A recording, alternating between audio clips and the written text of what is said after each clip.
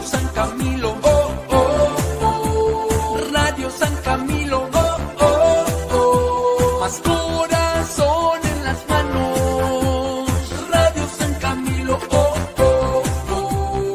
Radio San Camilo, oh, oh, oh. Radio San Camilo, oh, oh, oh. Más corazón en las manos. Radio San Camilo, oh.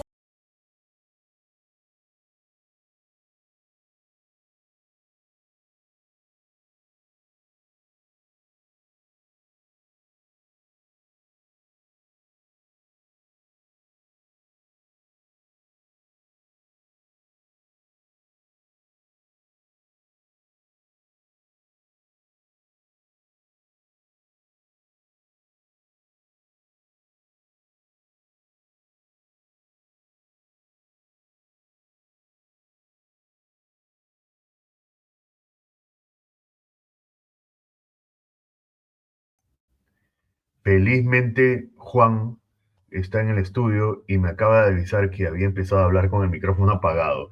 Disculpen, disculpen, queridos amigos y amigas. Sucede a veces, me sucede a veces.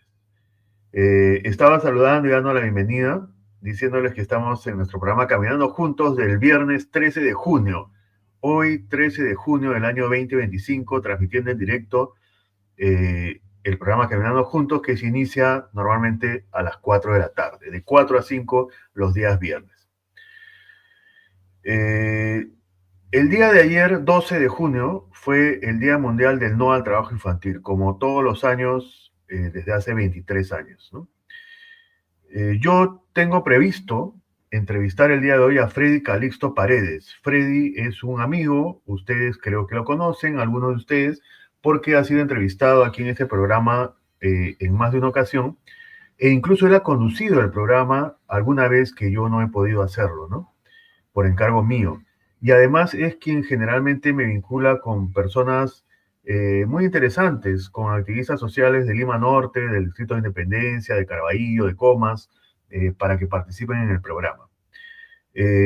No se ha conectado, teníamos previsto hacer el programa de manera virtual, como lo hemos hecho en las últimas semanas. No se ha conectado y no tengo comunicación con él desde el mediodía. Yo espero que esté bien, probablemente se conecte de un momento a otro, o incluso de repente llega a los estudios de la Radio San Camilo y ya Juan logrará ingresar al estudio para que converse conmigo, y más bien él me entreviste a mí, pues. Bueno, ojalá que Freddy pueda llegar. Pero vamos empezando el programa y vamos hablando del tema. Bueno, yo a Freddy, ya saben, lo conozco desde hace casi 30 años. Nos conocimos en el contexto del programa Educadores de Calle de INAVIF, donde trabajábamos los dos. Y es colaborador de este programa Caminando Juntos, como ya les dije, ¿no? Y con respecto al 12 de junio, bueno, el tema del trabajo infantil, en realidad abordándose de manera directa en nuestro país, tiene casi 30 años. No, perdón, más de 30 años, ¿no? 33, 34 años. Es un problema, es un fenómeno. Es controvertido además, porque hay personas que afirman hasta ahora que los niños tienen derecho a trabajar, ¿no? Y hay posiciones encontradas al respecto. Como todo lo extremo me parece que no está bien, yo trato de hallar una posición más o menos intermedia, ¿no? Pero siempre acercándome un poco más a la idea de que los niños no deben trabajar, ¿no? Sin ser absolutamente radical en esto, ¿no? Yo creo que hay que analizar cada situación, la actividad, el lugar, la forma como se realiza, el contexto, ¿no? La situación de la familia, la pobreza, etcétera, ¿no? Entonces, les decía que el abordaje del tema tiene más de 30 años en el país. Empezó con la ratificación por parte del Perú de la Convención por los Derechos del Niño, que, bueno, se aprobó en Naciones Unidas en el año 89, pero, y el Perú la ratificó casi inmediatamente, porque bien sabemos que nuestro país es un país que ratifica las normas internacionales más o menos rápido. El país es, nuestro país, el Perú, es un país donde hay buenas leyes. O sea, está sobre legislado. Todo está normado, las leyes existen. El problema es que no se cumplen, ¿no? No se cumplen. En este caso, el Perú ratificó la convención poco después, me parece que en el año 91, o sea, 2 años después.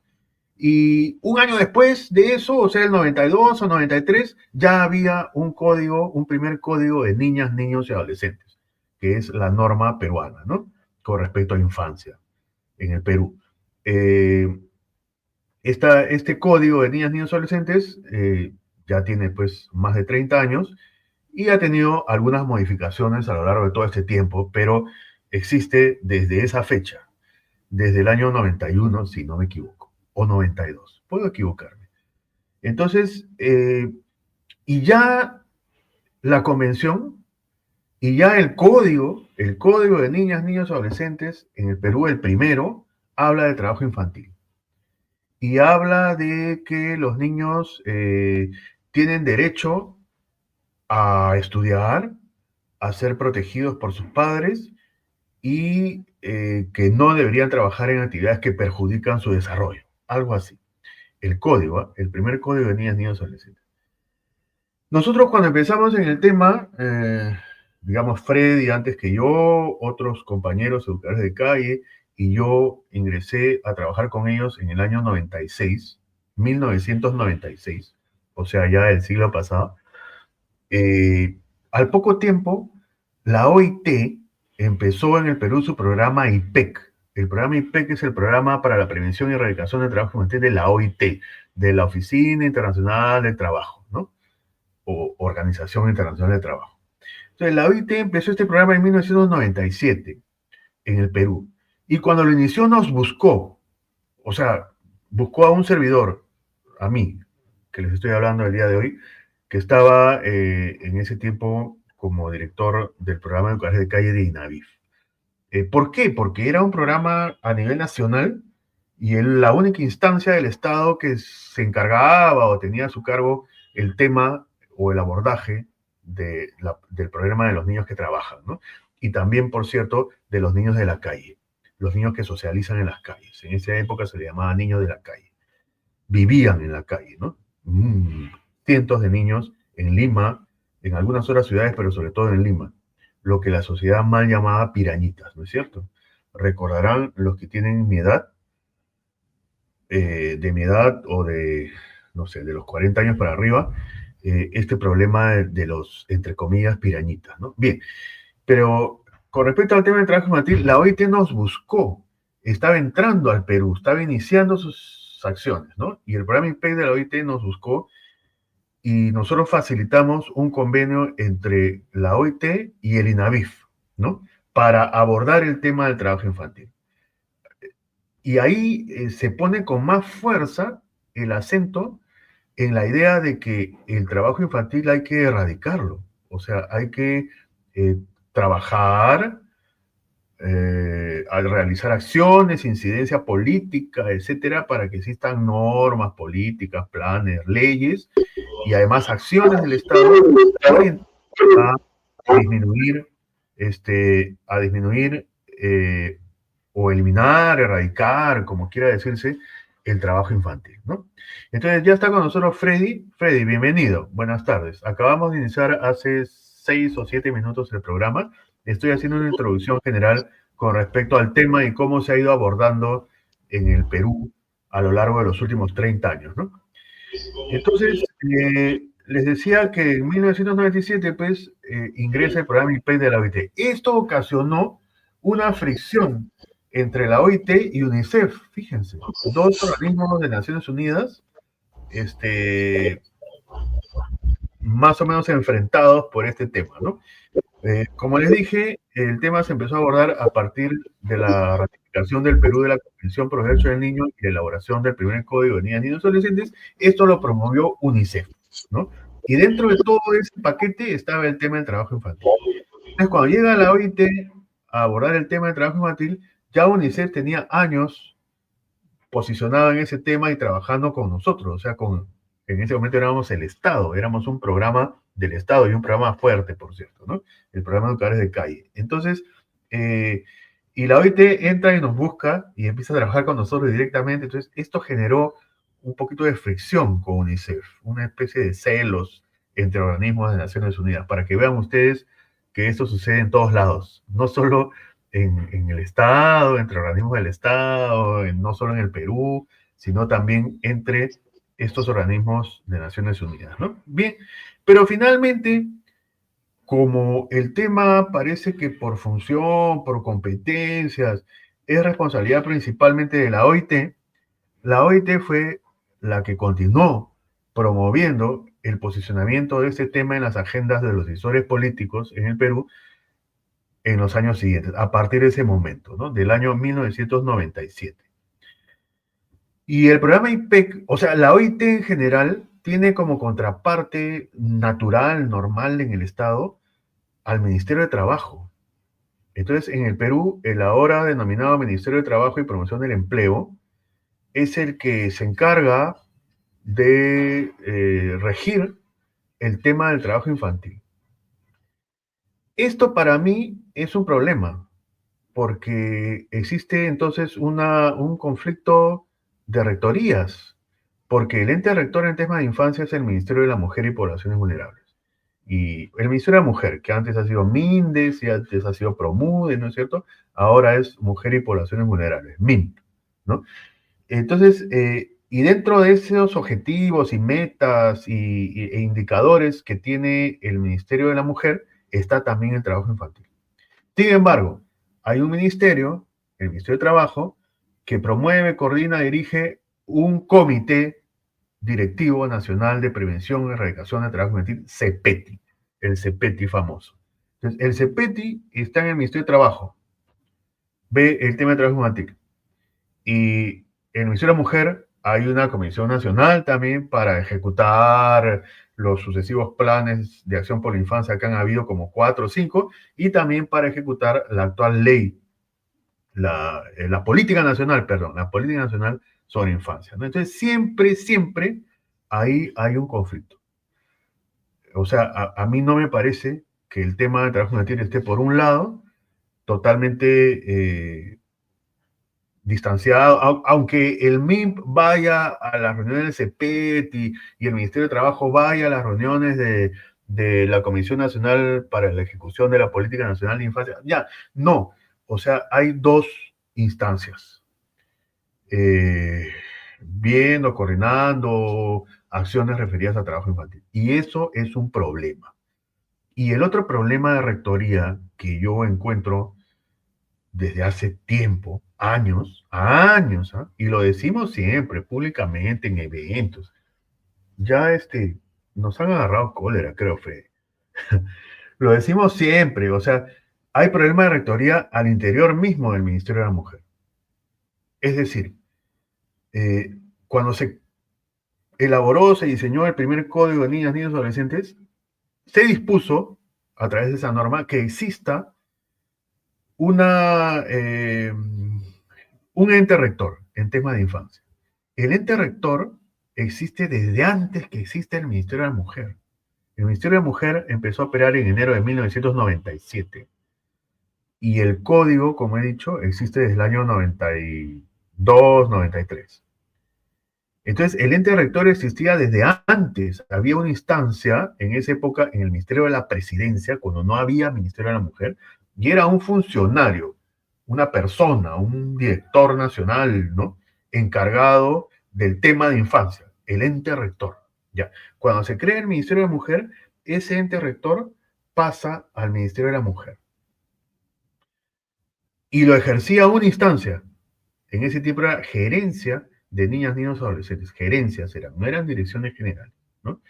La gerencia. Y esa era la instancia, y ese era el ente rector. Me dejo entender, o sea, era algo visible. Una instancia, una persona ejercía su función.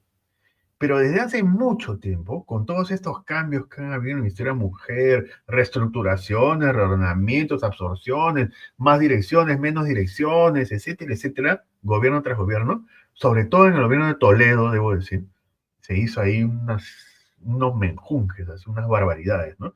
Entonces, las funciones de rectoría en temas de infancia se han repartido, se han distribuido entre diversas instancias, o sea, la ministra, la viceministra de la Mujer, la Dirección General de Niños, Niñas y Adolescentes, la Dirección de Políticas de Infancia, qué sé yo. Entonces, son como 4 instancias de distinto nivel que tienen funciones rectoras. Entonces, no es una persona la responsable. Entonces, ¿qué interlocutor buscamos? ¿A quién buscamos cuando tenemos que tratar temas delicados referidos a infancia, a trabajo infantil, a explotación sexual de niñas, niños, adolescentes o a cualquier otro tema? ¿No? Entonces, es más complicado y es más fácil, más difícil, digamos, que alguien asuma la responsabilidad en temas de infancia en el país porque está repartida, pues, entre 4 instancias de distinto nivel. Esto lo hemos dicho ya hace años, pero la verdad que ya lo que decimos desde hace tiempo nos damos cuenta que entra en saco roto, como se dice, ¿no es cierto, Freddy? Entonces, últimamente se ha estado diciendo que, bueno, cuando se creó el MIDIS, nosotros opinamos que la rectoría en temas de infancia debía pasar al MIDIS. Estuvimos de acuerdo, muchas personas, ¿eh? Especialistas en temas de infancia, ¿no? Ahora últimamente se ha estado diciendo que el MIDIS va a absorber al Ministerio de la Mujer. Bueno, no conozco los detalles, parece que se ha dado marcha atrás en ese tema, pero si es para bien, que lo absorba. Uy, algunas personas...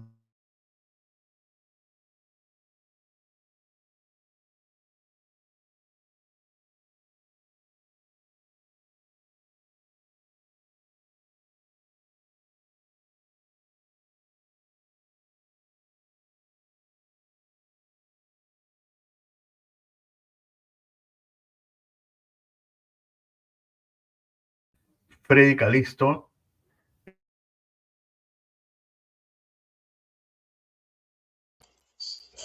No se te Ya. escucha.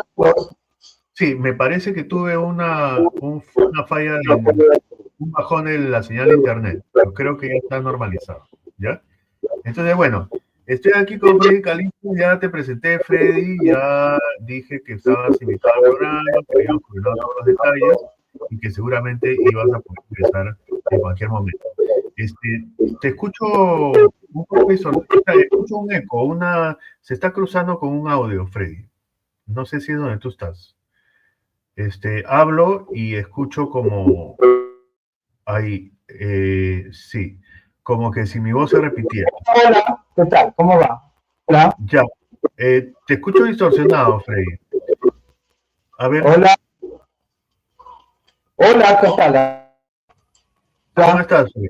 Sí, te escuchamos, pero con un poco de eco y un ruido de fondo.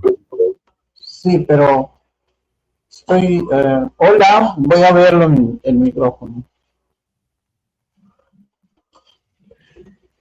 ¿Ahora? ¿Me escuchan? A ver, sí, un Hola. poco mejor. Mejor, Ya. mejor. Sí te escuchamos. Ya, Freddy, Ya, entonces he hecho esta introducción sobre el tema del trabajo infantil, que la has escuchado de parte. Igual creo que escucho mi voz repetida, Freddy. Me parece que tienes abierto en el celular o en la laptop. Me dice Juan que lo cierres. Si es que lo tienes abierto en 2 equipos, ¿no? No, solo un equipo, nomás estoy manejando. Ya, está bien. Entonces continuamos. Está bien, sí te escuchamos. No tengo abierto más que uno. Ya, miren, buenas Ya, tardes bueno. con todos. Sí, muchas gracias a Radio San Camilo, gracias a Carlos, gracias a esta tarde que vamos a tratar de conversar respecto a lo que ya Carlos viene prácticamente conversando, que es un día muy especial, ¿no? Para ayer ha sido un día especial tanto para el Perú y para el mundo. ¿Por qué digo especial? Porque es un día que prácticamente todos comentan, todos los posibles comentan sobre el trabajo infantil. Casi durante el día, todos los días de la semana, nadie comenta nada. Nadie comenta nada, no dicen nada. ¿Por qué? Porque creen que el trabajo infantil es parte de la sociedad.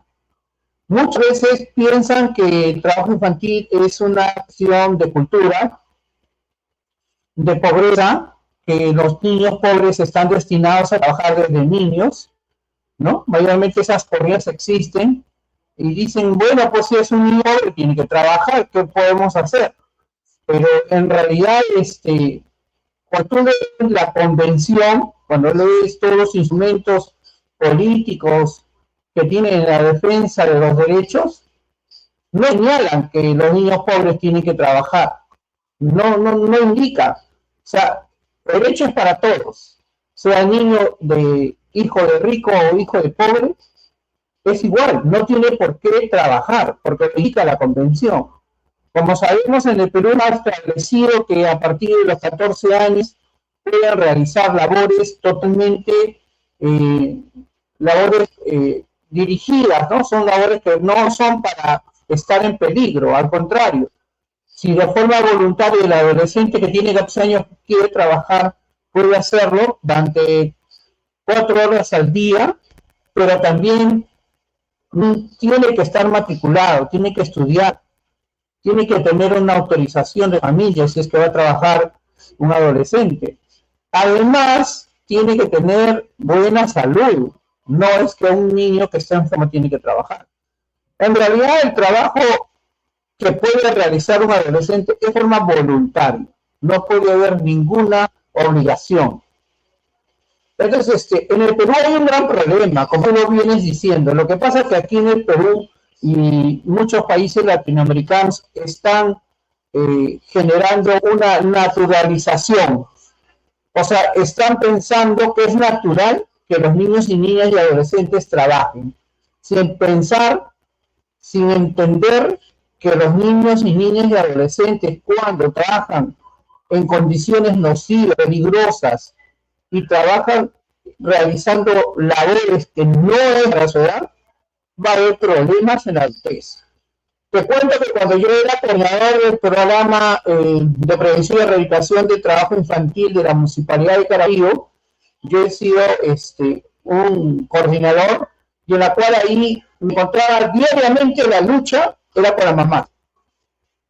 Cuando hacíamos las actividades con los niños, con la señora, reuniones, talleres, una serie de actividades, yo me encontraba con un dilema de lucha con las mamás, porque cuando nosotros decíamos que los niños están trabajando, las mamás decían, no, profesor, no mienta, los niños no trabajan, mis hijos no trabajan.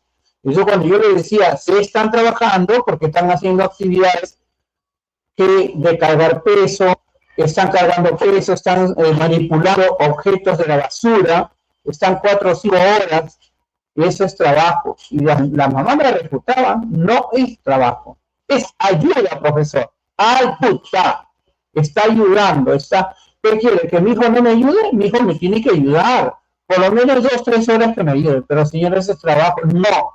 Era una pelea, una discusión totalmente con las mujeres, porque su cultura de ellas es que los niños tienen que ayudar en actividades económicas.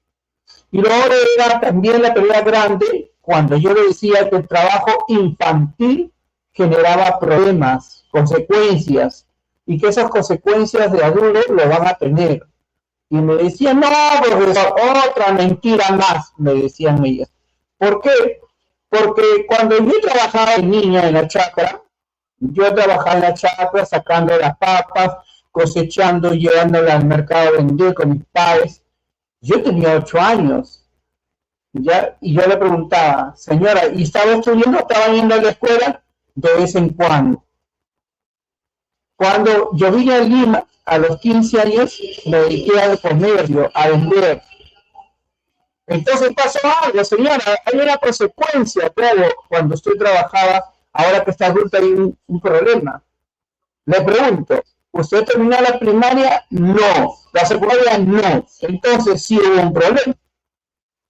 Es que las mamás, la gente que vive en estas condiciones, donde no hay una motivación de educación, porque yo sí creo que en el país todos piensan que la educación te va a llevar algo bueno, algo mejor, pero en realidad el proceso de educar a la gente de forma popular no lo hay. O sea, porque no hay ninguna institución que vaya correteando a la gente y diciendo, oye, educar es importante que tú vas a aprender, vas a mejorarte, no para que seas millonario, sino para que te desarrolles como ser humano. Eso no lo hay. Todos venden el negocio de la educación como una cuestión de que vas a ganar dinero. Eso es. Por eso muchas mamás en los colegios que ahora hay problemas de enseñanza, lo sacan de un nacional y ahora lo llevan a un privado. ¿Por qué? Porque piensan que va a ser la educación mejor. Y yo sí también quiero decir que la educación es una alternativa importante, es una arma. Yo sí le decía en el programa de Educadores de CAI, cuando trabajamos en Caraballo, que la educación es un pasaporte a la vida. Pero también hablemos de que una educación tiene que ser totalmente de calidad. No vamos a pensar de que la educación por simplemente pasar a los niños por agua fría, con notas bajas, ya es educación. El tema de educación es muy, muy valioso cuando se hace de calidad. Pensando también que algunos niños no necesariamente aprenden rápido, tienen procesos donde demoran por situaciones biológicas, pueden ser por situaciones de entorno. Por ejemplo, muchos a los 9 años recién aprenden las tareas educativas. Hay otros que muy rápidamente a los 4 o 5 años, ¿no? Pero eso tendría que ver. Con relación al trabajo infantil, yo sí creo que en el Perú hay avances, documentos, avances. Estamos en un proceso. El Ministerio de Trabajo está trabajando ahorita un proceso, porque ellos son los rectores en trabajo infantil, que muy bien te lo han dicho. Ellos siguen siendo los rectores en materia de trabajo infantil, porque ellos son que presiden el CEPETI, ¿no? El CEPETI, que es el Comité Directivo Nacional para la Prevención y la Erradicación del Trabajo Infantil. Ellos presiden, y ahí están los sectores, ¿no? Que se juntan mensualmente para poder coordinar y hacer acciones. Lo que yo sí creo que ahí hay un tema de mirar, que ya muy bien tú también te has adelantado diciéndolo, que la rectoría teníamos que pensar los derechos de los niños, porque el Ministerio de Trabajo ve el aspecto laboral. Pero sabemos muy bien que un adolescente a partir de los 14 años se inserta a las situaciones laborales. Pero que sigue siendo niño, sigue siendo adolescente, ¿no? Entonces, ahí sí que hay que revisar las políticas. Esa porción de política que se está haciendo ya está en su segundo avance, están viendo presupuesto, incluso ya han formado una comisión para ver el presupuesto que tiene que tener la política, porque sin presupuesto no se hace nada, tiene que haber un presupuesto. Y yo creo que el Estado peruano está en transición todavía en el tema de trabajo infantil. Tiene más de 30 años con el tema, pero yo creo que todavía estamos en transición. ¿Por qué? Porque todavía no podemos decir y acercarnos a que toda la población lo tiene en cuenta esta problemática. La población no tiene en cuenta esa problemática, que es parte de la cultura. Cree que un pobre, su hijo puede trabajar. Y para una persona que gana dinero, dicen, no, mi hijo tiene por qué trabajar. Eso es para los niños pobres. Pero nosotros sabemos muy bien que no solo el factor económico es el que conlleva. Eso lo sabemos, ¿no? El factor cultural, económico, políticas incongruentes. Porque sabemos también que una política se hace de un modelo y muchas veces se ha hecho auditorio. No se ha consultado las evidencias. En el Perú, el 2015 fue la última encuesta especializada en trabajo infantil, que lo hizo INEI, con preguntas exclusivas de trabajo infantil y a la población que estaba involucrada, a los niños, niñas y adolescentes. Hasta el 2015 son 10 años, hemos estado en una pandemia, que seguimos todavía diciendo, hay más o menos 2 millones de niños, niñas y adolescentes que trabajan. Esa es la cifra que manejamos sin tener en cuenta una estadística totalmente completa. Falta. Sí, permíteme. Entonces, quiere decir que no existe data. Ese es otro de los problemas que yo quería mencionar. O sea, el primero que he mencionado es problemas en el tema de la rectoría, ¿no? No está claro quién es el ente. Bueno, sabemos quién es ente rector en cada tema, pero está dividido en dos. Y eso para mí es un problema, ¿no? Y luego el otro problema es lo que tú estás mencionando, o sea, no tenemos data, no tenemos información. La última encuesta especializada en trabajo infantil fue hace 10 años. Ha habido una pandemia de por medio, ciertamente, y eso ha modificado el panorama, ha modificado la situación socioeconómica del país. Entonces, y no se promueven estudios, no hay investigaciones acerca del trabajo infantil, o sea, no conocemos el problema. Y si no conocemos el problema, si el Estado no tiene información al respecto, entonces, ¿cómo va a diseñar políticas públicas y ejecutarlas? ¿No es cierto? Entonces, ese es otro problema que no se resuelve, ¿no? No se promueve investigaciones, estudios, y no tenemos data. Y además, el trabajo es diferente en cada lugar. O sea, una cosa es el trabajo infantil en Lima. Incluso en Lima es distinto lo que sucede en Caraballo, lo que sucede en Independencia, lo que sucede en Villa María del Triunfo, en San Juan de Miraflores. O sea, tenemos distintos panoramas,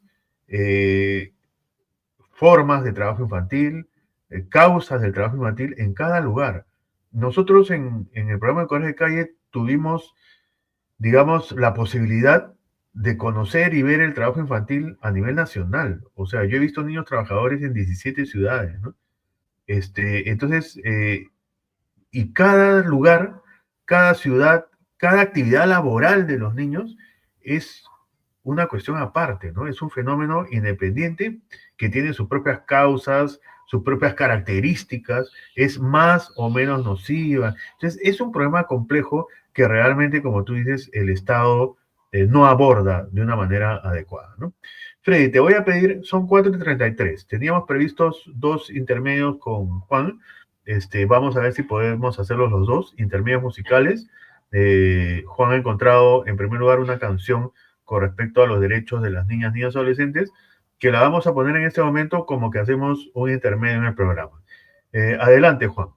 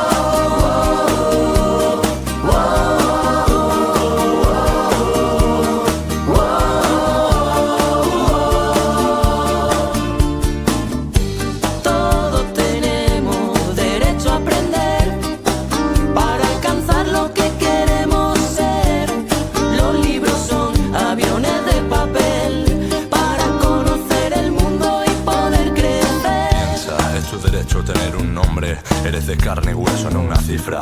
Un ser humano que crece y desde la humanidad se hace más fuerte. Eres alguien, no algo. Eres un nombre, no un número. Caminas en cadenas y busca tu identidad, porque siempre serás único.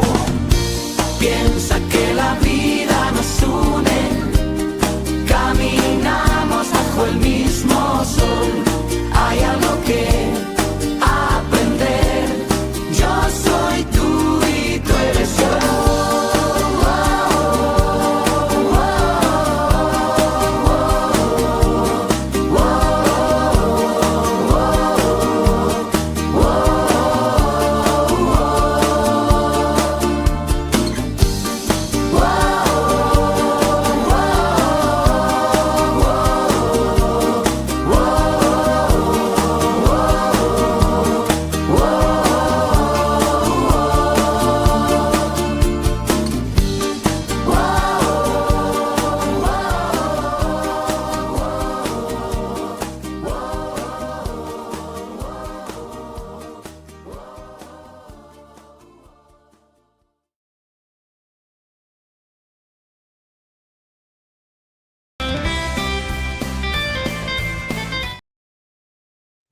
Bien, entonces esa es una canción que nos habla sobre los niños y sus derechos, ¿no? Y el derecho a la educación también. Bueno, Freddy, tú que estás más en las periferias, sobre todo en Lima Norte, ¿cómo percibes que en los últimos años el trabajo infantil, o sea, por tu propia experiencia de contacto con la realidad, ¿no? Porque una cosa son las cifras, los números, la data, que ciertamente acabamos de decir que casi no existe, pero además es bueno conocer la realidad directamente y tú lo haces esto día a día. ¿Qué observas? O sea, ¿se ha incrementado el trabajo infantil? ¿Hay nueva población migrante interna, o sea, migrante de la sierra? Este, ¿Los niños realizan actividades en las zonas periféricas? ¿Qué actividades? En la experiencia que tú tienes, sobre todo en Independencia y en Caraballo. Cuéntanos, por favor. Hola, sí, mira, con relación a la tipología, porque yo también ya me estoy volviendo técnico, ya estoy usando palabras técnicas, tipología de trabajo infantil. No, los expertos nos hablan de que el trabajo infantil hay por todo una consecuencia, una magnitud y todo. Pero cuando vamos caminando en un bus, te deja por acá, por Pontepiedra, porque el otro día estuve por Pontepiedra caminando por un cerro, y en la cual observé, miré, que había un trabajo totalmente diferente que en mi cabeza no estaba. Que yo tengo una lista de trabajo infantil, pero en mi cabeza no estaba esto es lo que te voy a comentar. Había un trabajo de un cerro que pampeaban 4 niños, o sea, 2 mujeres y 2 varones. 4, eran hermanos. Estaban pampeando. ¿Cómo pampeando? Los hombres usaban herramientas y las mujeres colocaban piedritas en un terreno. Yo me acerqué, no les tomé foto porque tenía que respetar todo, simplemente conversé con ellos y les dije, ¿qué están haciendo? Estamos trabajando, me dije. ¿Ese terreno no es suyo? No, me dijeron, ese terreno es de un señor. Los 4 estamos trabajando, estamos campeando. No tenía, el mayor tenía 13 años. Yo imagínate los otros, el mayor 13 años. Entonces, todos ellos, los 4, 2 mujeres y 2 varones, trabajando, haciendo una faena de aplanamiento de un lote, en la que se utiliza barreta, pico, lampa. Y las niñas usaban sus manitas para crear una plataforma como pirca en las piedras. ¿Ya? Entonces, les preguntaba, ¿desde qué horas están? Estamos de las 7:30 de la mañana, pero son las 11, ¿no van a ir al colegio? Sí, a las 11:30 nos vamos. Dejamos todo, tenemos que ir a lavarnos, a comer algo y de ahí nos vamos al colegio. O sea, imagínate que de ahí de la faena, de la jornada de aplanar un terreno, tienen que irse al colegio. del colegio van a salir, del colegio saldrán a las 6 de la tarde. O sea, estos niños van a estar rendidos, molidos, porque se han levantado a las 7 de la mañana y seguramente no han consumido un desayuno totalmente nutritivo.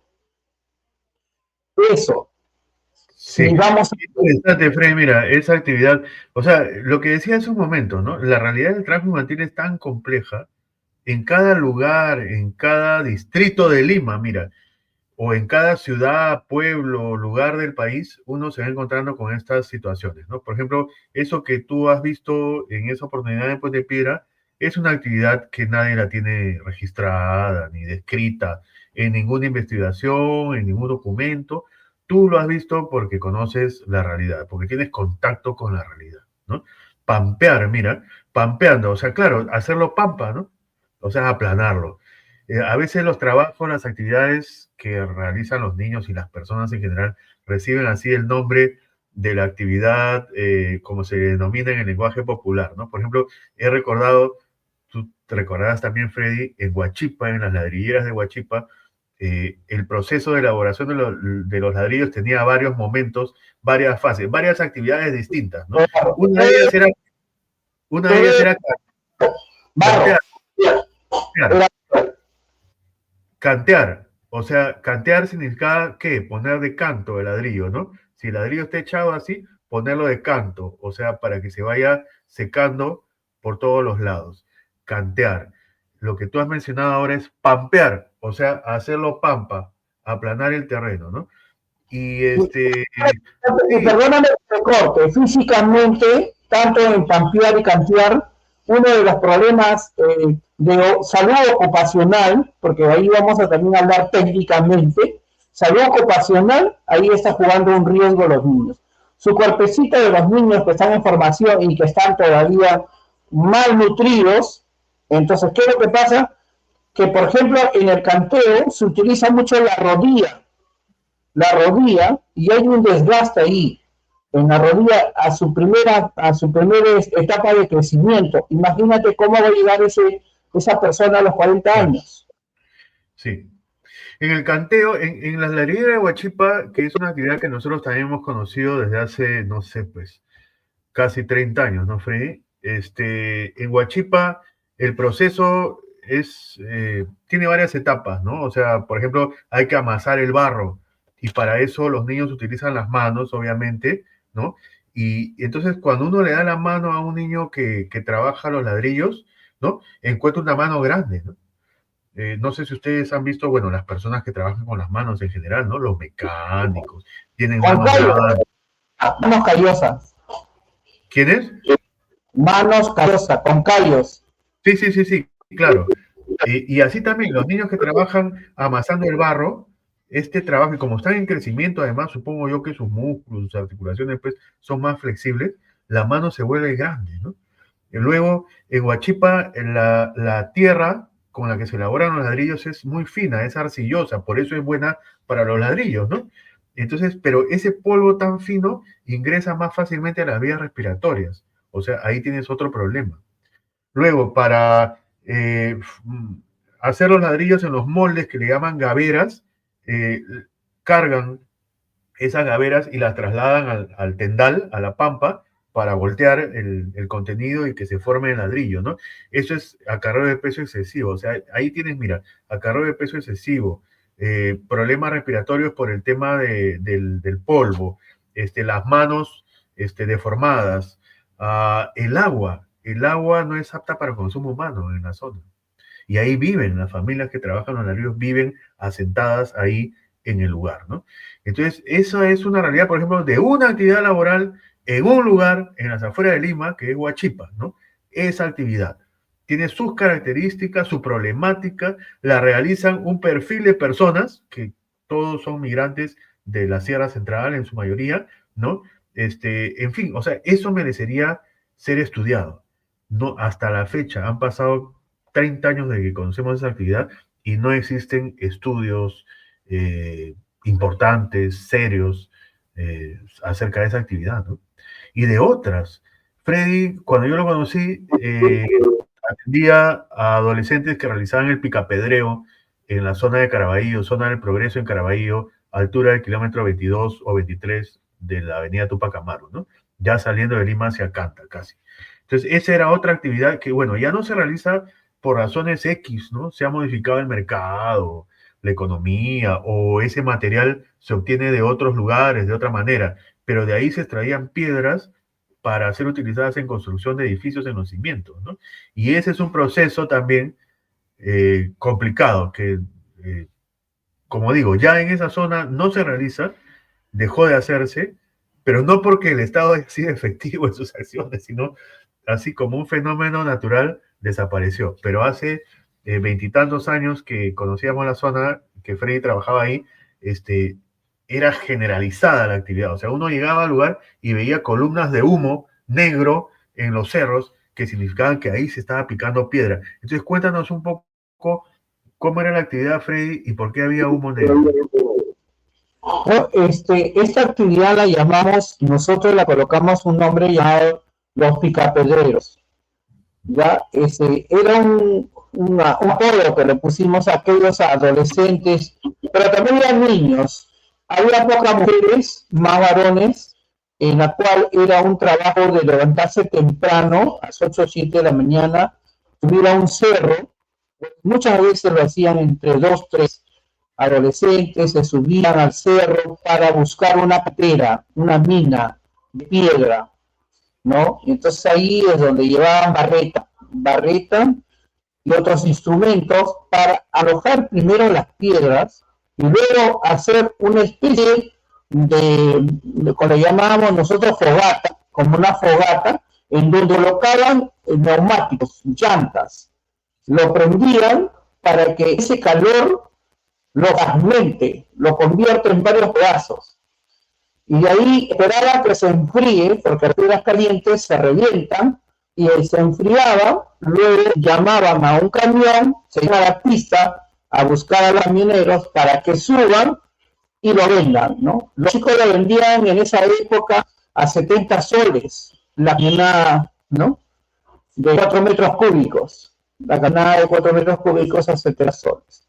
Y era la división entre 3, si eran 3 chicos tenían que compartir esos 40 soles entre 3, o esos 70 soles. Porque también, una parte, el camión le ponía una condición: yo te compro, pero de los 70 soles tú pagas a mi cargador, porque ellos traían un cargador. Y ese cargador tenía que cobrar 20 soles por cargarlo. Ellos nos ayudaban para que sea más rápido, larga, y puedan obtener el dinero. O sea, de los 70 menos 20 que pagaron al cargador, ¿cuántos se quedan? 50. 50 entre 3 tenían algo de 12, 15 soles cada chico. Y que era un trabajo de 7 a 4 o 5 de la tarde, que terminaban una faena. Entonces, 15 soles para una faena en donde se tragaban humo, tierra, donde se cortaban, porque también las piedras son filuras y se traban. Ellos, picapedreros, en realidad era un trabajo infrahumano. Era un trabajo en las peores formas. En la lista de trabajo prohibido está de los picapedreros. ¿Por qué? Porque nosotros hicimos incidencia en eso, ¿no? Nosotros, como programa de Ecuador Valle, llevamos a la OIT, le llevamos a UNICEF, a todo el mundo llevamos. Hicieron documentales, ¿no?, sobre ese tema. Era una actividad desconocida que, tengo que decirlo, o sea, la descubrió Freddy. O sea, la descubrió el programa de Educadores de Calle, pero el promotor encargado de esa zona era Freddy, y él caminando los cerros, las zonas alejadas, periféricas de Lima, de Caraballo, encontró, identificó y describió por primera vez esa actividad, ¿no? El picapedreo. Se hicieron documentales, películas, vinieron hasta del extranjero a mirar y a filmar, a hacer documentales sobre ese tema, ¿no? Entonces, lo que quería mencionar es que hemos contado aquí, hemos descrito 2 actividades de las peores, o sea, que entran evidentemente dentro de esta categoría que llamamos peores formas de trabajo infantil, lo que es trabajo nocivo y peligroso, ¿no? Las peores formas de trabajo infantil tienen 4 definiciones, no las voy a mencionar, no es el caso en este momento, pero la cuarta nos habla de aquellos trabajos que podría ser o pudiera ser que dañen la salud, la educación o la moralidad de los niños, ¿no? Entonces, ni siquiera hay que estar seguro, ¿no? Pudiera ser, o sea, y dentro de a esa definición se le denominó luego actividades nocivas o peligrosas, ¿no? Para que quede claro, ¿no? Entonces, nosotros hemos llegado casi al convencimiento que todas o casi todas las actividades que realizan niñas, niños, adolescentes en el país entran dentro de esa definición. O sea, los trabajos que realizan los 2 millones, alrededor de 2 millones o más de niñas, niños, adolescentes que trabajan en el país, entran dentro de esa definición de actividades nocivas o peligrosas, de alguna u otra manera, más o menos, pero entran, ¿no? Pero volviendo al tema de la pobreza, Freddy, siempre hemos dicho que la pobreza no es la causa, que es un factor, pero evidentemente es un factor importante, ¿no? Lo decíamos anoche, estuvimos con Freddy en un evento de la Red de Acción Social de Lima Norte sobre el trabajo infantil, justamente conversando, y decíamos esto, ¿no? Aunque yo decía, ¿no? Aunque siempre hemos afirmado que la pobreza no es la causa, es un factor. Y yo anoche di un paso más y dije que yo creo que es el factor más importante. Entonces, y resolver la pobreza, pues es complicado, ¿no? Es responsabilidad del Estado y no se va a resolver si seguimos con un Estado ineficiente, corrupto, o sea, sobre todo corrupto, ¿no? Aquí las personas que participan en política, lamentablemente, en la mayoría de los casos, entran ahí para buscar su beneficio personal, ¿no?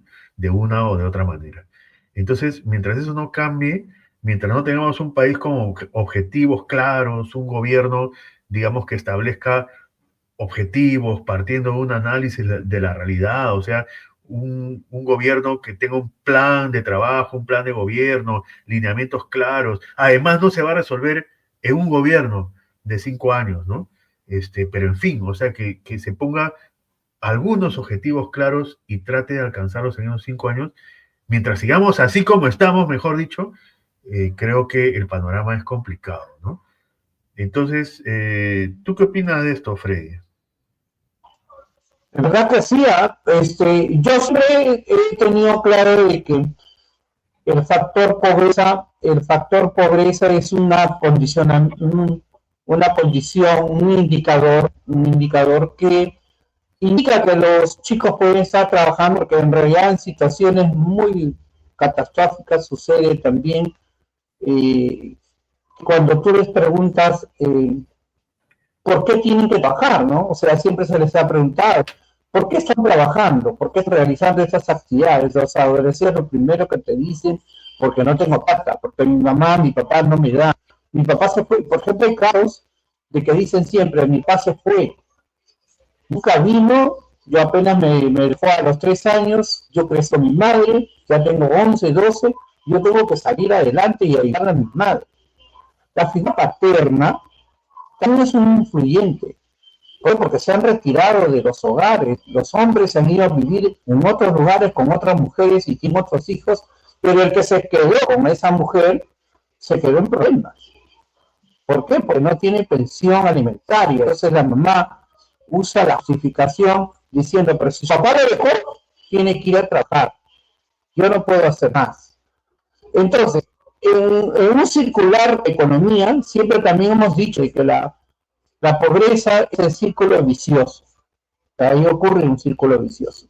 Y sí es cierto que la cultura es también un factor, elemento importante, porque la familia que tiene, digamos, estas condiciones humildes de no tener dinero, de no tener bienes, lo primero que hacen es usar el elemento trabajo. Dicen, desde niño tiene que aprender a trabajar, pero lamentablemente cuando ya en la ciudad, mayor ocurre en la ciudad, que cuando el adolescente ya tiene 14, 15 años, ya tiene dinero, el problema es que no va a tomar interés a sus estudios, no va a tener ningún interés de aprender alguna ocupación o profesión. Lo que quiere es tener en cuenta lo que quiere que ve todo. Un celular, por ejemplo, un televisor, y esas cosas al chico le va generando más interés material. Ya no quiere conocimiento, sino dice, bueno, pues la plata es todo. Y a sus 18 años ya tiene dinero, maneja semanalmente porque está trabajando y deja a un lado todo lo que es educación, ya no quiere eso. Se enamora de alguien, hace un niño, o sea, ya empiezan a ser padres jóvenes y ahí viene el problema. Se va circulando la pobreza. Yo sí estoy convencido que el Estado peruano de muchos años no ha tomado en cuenta realidades concretas, que no ha generado expectativas a cambiar el chip familia. Lo que siempre dice, sí, la familia decide, la familia ya verá, la familia toma decisiones, pero cuando un Estado realmente quiere ayudar a su población, lo primero que tiene que hacer es diseñar políticas públicas que tengan que ver con los factores causantes. Y uno de los factores causantes es la pobreza que existe en el país. No solo a nivel de generar trabajo infantil, sino también a generar otros problemas. En estos últimos años está justificando la extorsión, la delincuencia, como que la pobreza está generando. Y en verdad que no es así, porque también es demostrado que mucha gente pobre ha surgido y no ha robado a nadie. ¿Por qué? Porque yo caminando escucho que dicen, no, dicen claramente, pero usted dice no roben, no roben, y cómo la gente del Palacio de no se han dado plata, cómo los jueces roban, los fiscales roban, los abogados los dañan. Entonces, ahí es el problema. La corrupción como modelo no ayuda a nada. Y otra cosa que sí, yo creo que es interesante, que la sociedad, lamentablemente, yo soy parte de la sociedad civil, y siempre también digo que no estamos haciendo nada. Sí, estamos gritando, el 12 de junio nos rompemos la garganta diciendo no al trabajo infantil, no al trabajo infantil, pero pasa el 12 de junio, seguimos la rutina de vida y no tomamos en cuenta prácticamente lo que tenemos que hacer es incidir en el Estado, que el Estado asuma su responsabilidad, que no permita que los niños, los adolescentes, estén trabajando en las peores condiciones. Pero y esto también tiene que ver con la informalidad. Ese es un gran problema, el país es informal. O sea, la política tiene que ser congruentes. Tenemos que ver la informalidad. Tenemos que ayudar a los padres a que tengan una base estable y que no sean modelos para que los chicos puedan decir, ya no quiero estudiar porque me da plata, mejor trabajo. Eso no, por eso que los papás nos tienen que ayudar. Pero sí también hay que mirar que en el panorama de todo el país es un país que tiene problemas de las regiones, ¿no?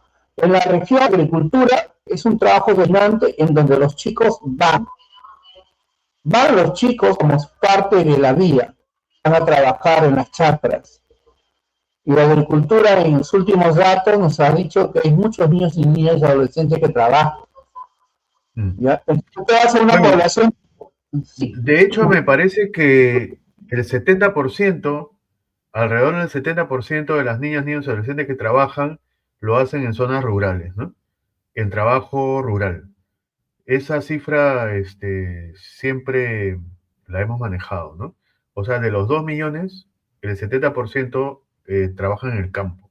Y el trabajo en zonas rurales también es muy especial y además no existe, menos aún, en ese ámbito existen investigaciones, estudios, data.